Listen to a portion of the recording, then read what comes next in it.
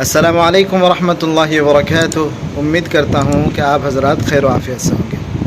ناظرین، آج 29 شعبان ہے اور انڈیا، پاکستان اور بنگلہ دیش کے تعلق سے ہم کشمکش میں ہیں کہ روزہ کب سے شروع ہوگا، اسی طرح گلف کنٹری میں۔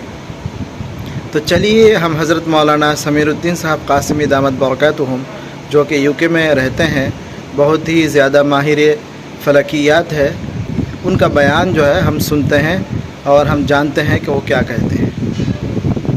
نحمدہ و نصلی علی رسول الکریم، اما بعد۔ مولانا مقصود صاحب ہیں باغ مدینہ کے ایڈمن۔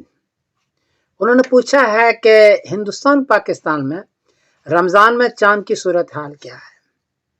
جواباً عرض ہے کہ 10 مارچ بروز اتوار کو انڈیا میں چاند کو چاہیے 1 ڈگری، برما میں 0 ڈگری، بنگلہ دیش میں 0 ڈگری، کراچی میں 1 ڈگری، پشاور میں 0 ڈگری، نیپال میں 0 ڈگری اور ایران میں 1 ڈگری۔ 1 ڈگری اور 0 ڈگری ہے، اس لیے 10 مارچ بر اتوار کو چاند نظر ان خطوں میں نہیں آئے گا۔ 11 مارچ بروز پیر کو انڈیا میں چاند کو چاہیے 15 ڈگری، برما میں 14 ڈگری، بنگلہ دیش میں 14 ڈگری، کراچی میں 15 ڈگری، پشاور میں 14 ڈگری، نیپال میں 14 ڈگری اور ایران میں 15 ڈگری ہے۔ چونکہ 10 ڈگری سے کافی اونچا ہے، 10 ڈگری میں چاند نظر آتا ہے، یہاں 15 ڈگری اور 14 ڈگری ہے، اس لیے 11 مارچ بروز پیر کو چاند نظر آئے گا اور 12 مارچ بروز منگل کو رمضان کی پہلی تاریخ ہوگی۔ لوگ 11 مارچ بروز پیر کی شام کو تراویح پڑھیں گے۔ مجھے بھی یاد رکھیے گا، دعاؤں کے اندر بہت ہی محترم مہینہ ہے، اچھا مہینہ ہے، اس لیے مجھے بھی دعا میں یاد رکھیے گا۔ میں سمیر الدین قاسمی بول رہا ہوں مانچسٹر، انگلینڈ سے۔